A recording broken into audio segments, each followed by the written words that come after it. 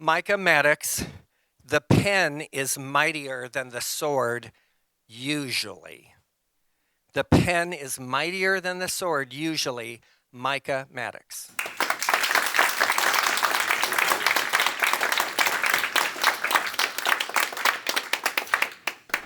A long, long time ago, in a land far, far away, in the rural mountains of Idaho, there was a boy whose stutter was so bad he couldn't speak, but he could write. Behold, the pen is mightier than the sword. Except in a sword fight. Fortunately, I wasn't in a sword fight, but I was in a battle for my life. My friends, my family, no one had a clue. But every day when I would cross that bridge on my way to work, I wanted to jump.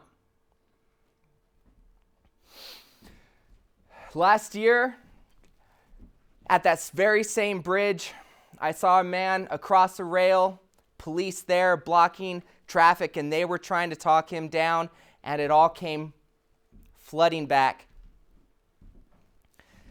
Now, I then wound up in my early 20s, because a story has to start somewhere, and here's where it starts. And I'm journaling. Nothing new for me, except I was in my car. And it was winter, and it was in a Walmart parking lot, and I was homeless, and I was broke, and I was unemployed, and I had no prospects. For me, it was another Tuesday night.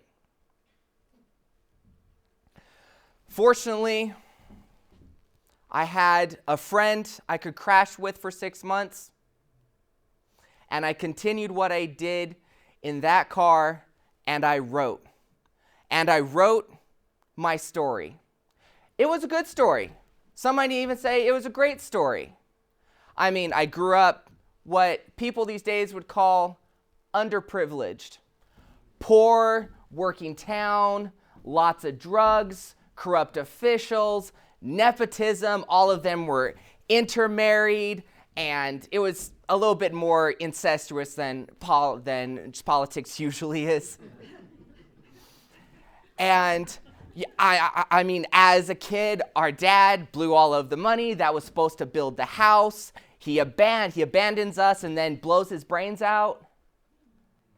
My mom gets arrested and is facing 25 years in prison for a crime she did not commit. We got raided Ruby Ridge style. Sheriff, state SWAT. We had the tribal police in there. Fortunately, it all worked out and we didn't lose our mother too. But I mean, at that point, is it any real surprise that I got a stutter? I mean, it was so bad, I couldn't even speak or say my name. I had facial tics that would just freak people out. Now, it's on a rare occasion that happens. Usually it's at Toastmasters and I get dinged for word repetition or false starts. And then usually a friend of mine lets them know, just so you know, Micah didn't have a word repetition, he just stutters.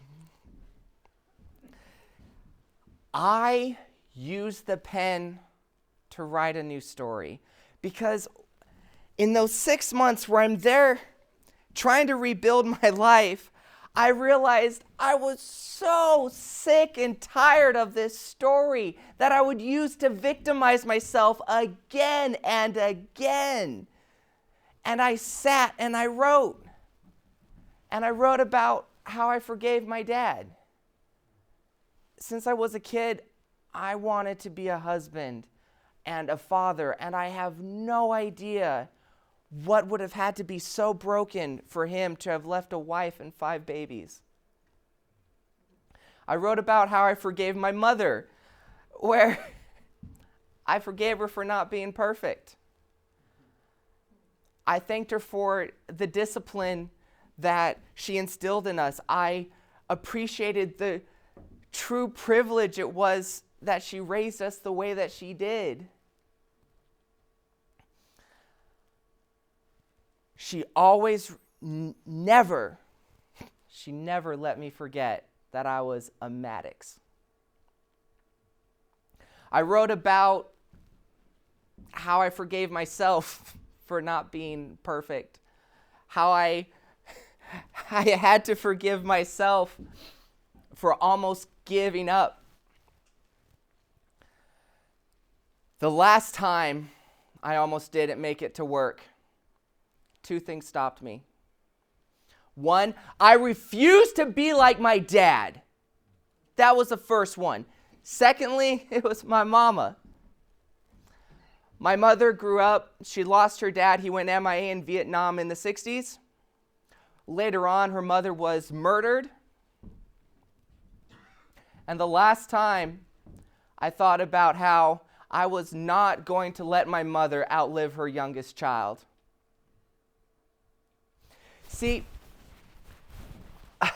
I've used a few pens in my life because I wanted to be the author of my story. I didn't want to live from memories of the past, and I used them that looked just like this. Now, this one is my favorite. It's the one I use now. It's a gold-nibbed Parker fountain pen. And I write on Amalfi paper that is still made the same way it was 1,000 years ago, in custom Italian leather journals that I pick up when I go to Europe and I make a stop in Rome when I know I'll need one.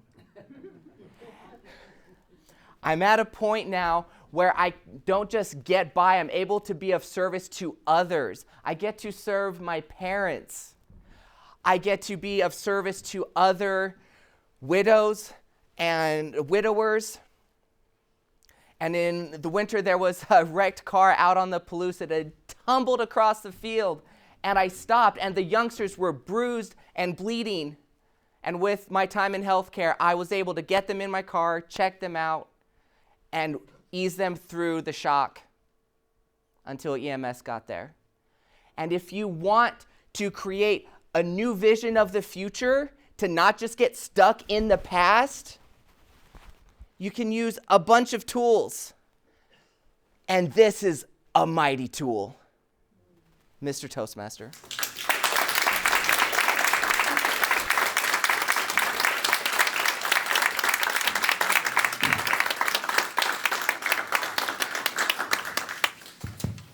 Thank you, Micah.